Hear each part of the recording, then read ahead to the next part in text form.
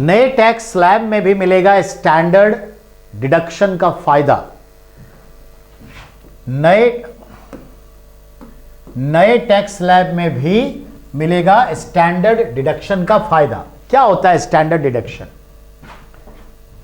बहुत सिंपल। जैसे कोई एक थाली खाना खाता है, थाली का कीमत है 90 रुपया, थाली का खाना खाया, पर अगर एक्स्ट्रा कुछ भी लेगा, दाल सब्जी कुछ भी, तो उसका चार्ज लगता है।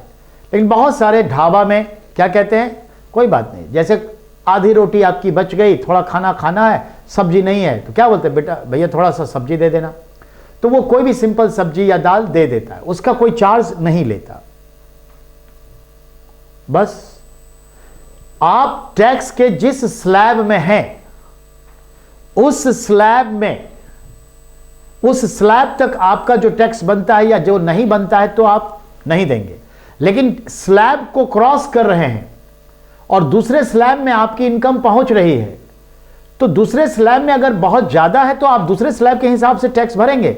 लेकिन बहुत थोड़ा ही आपने एंट्री लिया है, थोड़ा ही इनकम इंक्रीज हुआ है, तो टैक्स पहले वाले स्लैब का होगा, और जो थोड़ा इंक्रीज है वो डिडक्ट हो जाएगा, यानी वो डिडक्शन में चला जाएगा, छूट आपको मिल जाएगी।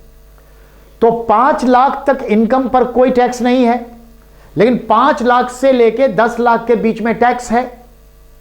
लेकिन अगर आपका इनकम 5,50,000 तक है तो भी आपको टैक्स नहीं देना है। पुराने स्लैब के हिसाब से आपको टैक्स देना था, लेकिन अब नए स्लैब में 5 लाख तक टैक्स नहीं देना है। तो 5,50,000 का एक स्टैंडर्ड डिडक्शन अमाउंट दिया है भारत सरकार ने, कि आपकी स्लैब से अगर 50,000 तक एक्स्ट्रा हो जाता है तो उस पर भी टैक्स नहीं लगेगा।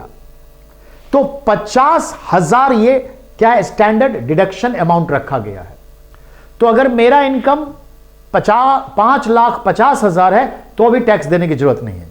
जिसका इनकम 7 लाख रुपया है और उसका 7,50,000 तक इनकम शो कर रहा है तो अभी टैक्स नहीं देना है।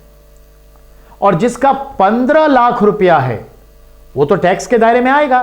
तो 7,52,500 रुपया हटा करके जो अमाउंट बचा उस पर टैक्स लिया जाएगा। इसको कहते हैं स्टैंडर्ड डिडक्शन।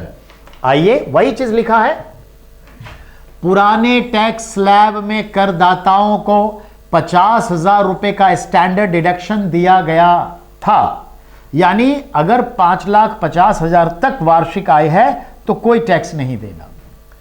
नए टैक्स स्लैब में करदाताओं को भी स्टैंडर्ड डिडक्शन का लाभ देने की घोषणा की गई है। मतलब नए स्लैब में शामिल होने वालों को 7,50,000 रुपए तक में कोई टैक्स नहीं देना है, क्योंकि ये 50,000 स्टैंडर्ड डिडक्शन है, छूट।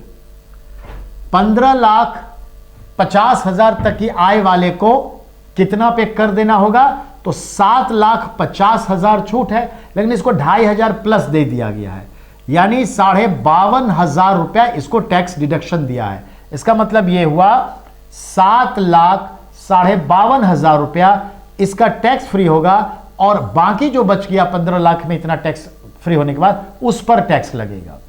यानी 7,52,500 रुपए तक के आय पर टैक्स नहीं लगेगा, बाकी जो रेस्ट अमाउंट है उस पर टैक्स लग जाएगा। ये मेरे कहने का मतलब है। एक क्लिप आपका तैयार।